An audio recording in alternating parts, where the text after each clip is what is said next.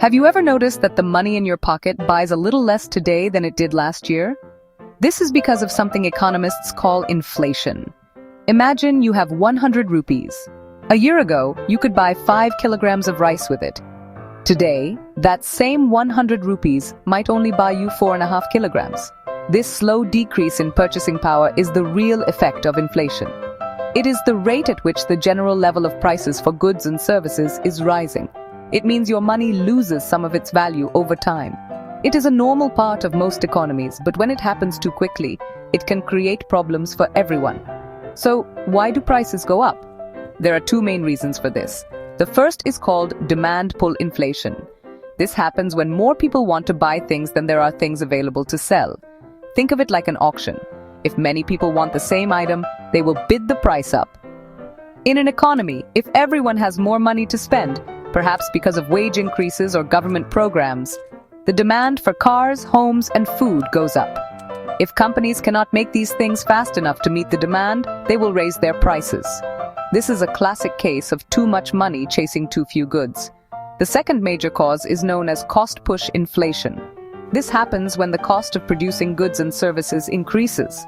For example, if the price of oil goes up, it becomes more expensive to transport everything from vegetables to electronics.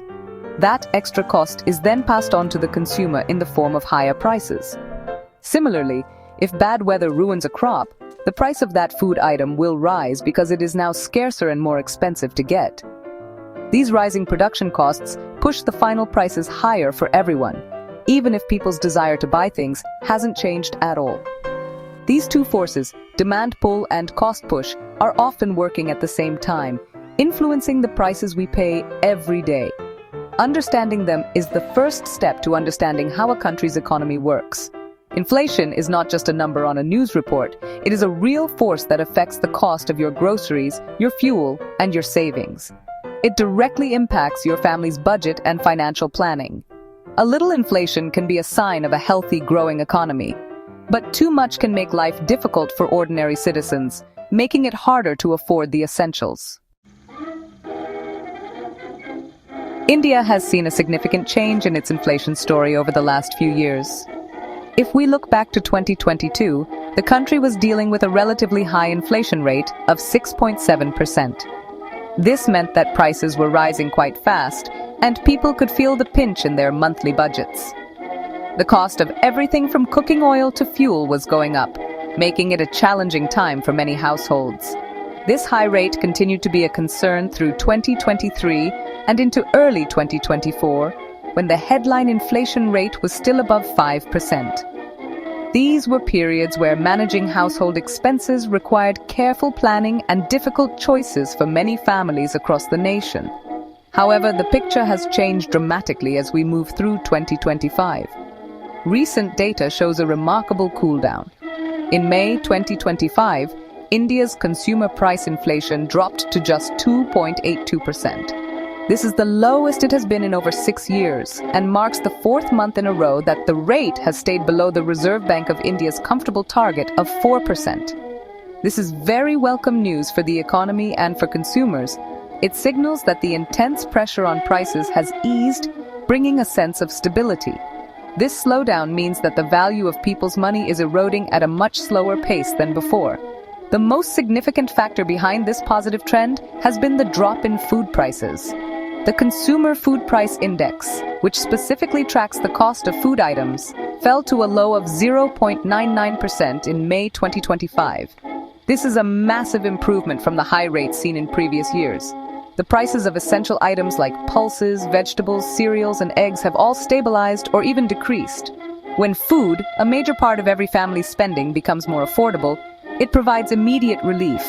The difference is noticeable, with rural areas seeing food inflation at just 0.95% and urban areas at 0.96%. This trend shows how quickly economic conditions can shift.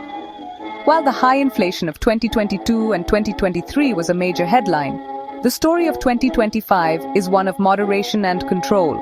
The journey from over 6% inflation down to below 3% reflects a combination of factors, including government policies, central bank actions, and favorable agricultural conditions. This shift provides a more predictable economic environment, which is not only good for consumers, but also for businesses that need to plan for the future. It is a clear example of how inflation is not static, but a dynamic force in the economy. The recent decline in India's inflation is not an accident. It is the result of several powerful economic forces working together. The single biggest reason for the cool down is the improvement in agricultural supply. Good monsoons and strong crop production have led to an abundance of food in the markets. When there is plenty of rice, wheat, and vegetables available, sellers do not need to charge high prices. This healthy supply chain has been crucial in bringing down food inflation, which is the largest component of India's consumer price index. The stability in food prices has a direct and immediate impact on the wallets of every citizen in the country. Weather plays a critical role in this equation, especially in a country like India, where agriculture is so important. A good monsoon season leads to a bountiful harvest, which helps keep food prices in check. Conversely, a poor monsoon can lead to drought, lower crop yields, and a sharp rise in food prices, pushing overall inflation higher. The favorable weather patterns leading into 2025 were a key ingredient in stabilizing the food market.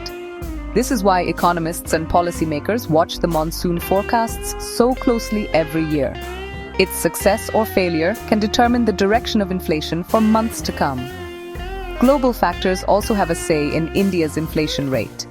The price of crude oil, for instance, is set on the world market. When global oil prices are stable or low, it reduces the cost of fuel and transportation within India, helping to keep a lid on the prices of almost all goods. In 2025, subdued global demand for commodities has meant that India is not importing inflation from other countries. This external stability provides a helpful backdrop for domestic policies aimed at controlling prices.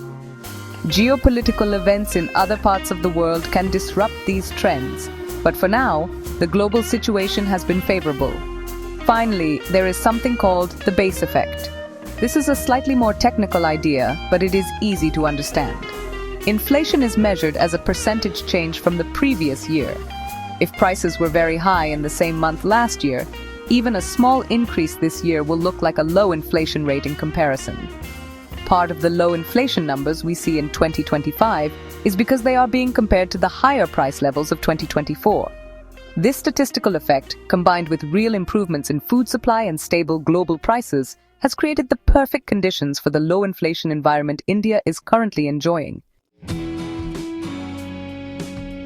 When inflation gets too high or falls too low, the Reserve Bank of India, which is India's central bank, steps in to manage the situation.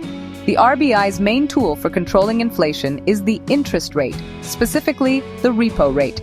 This is the rate at which the RBI lends money to commercial banks. If inflation is high, the RBI increases the repo rate. This makes borrowing more expensive for banks, who in turn charge higher interest rates on loans for homes, cars, and businesses. This discourages spending and borrowing, which reduces the overall demand in the economy and helps bring prices down. Conversely, when inflation is low and the economy needs a boost, the RBI can cut interest rates. This is exactly what we saw happen in June 2025, when the RBI made a surprise 50 basis point, or 0.5%, cut in its key interest rate. With inflation well under control, the RBI saw an opportunity to make borrowing cheaper. This encourages people and companies to take out loans, spend more, and invest in new projects. This action is designed to stimulate economic growth while inflation remains low. The RBI must perform a delicate balancing act, keeping inflation near its 4% target without slowing down economic growth too much. Understanding inflation is important for everyone because it affects your personal finances in profound ways. It impacts your savings. If your savings account pays you 3% interest, but inflation is at 5%, your money is actually losing 2% of its value every year. This is why people look for investments that can offer returns higher than the rate of inflation. It also affects your daily expenses. When inflation is low, as it is in 2025, your salary goes further, and it is easier to plan your monthly budget. Your ability to afford basic necessities and plan for future goals like education or retirement is directly tied to the inflation rate. In conclusion, The story of inflation in India in 2025 is a positive one, showing a shift from high prices to a more stable and predictable environment. This change has been driven by good agricultural output, stable global conditions, and effective management by the Reserve Bank of India. For ordinary citizens, this means more purchasing power and greater economic security. Knowing what inflation is, what causes it, and how it is managed empowers you to make smarter financial decisions. It helps you understand the world around you and plan for a more secure financial future for you and your family.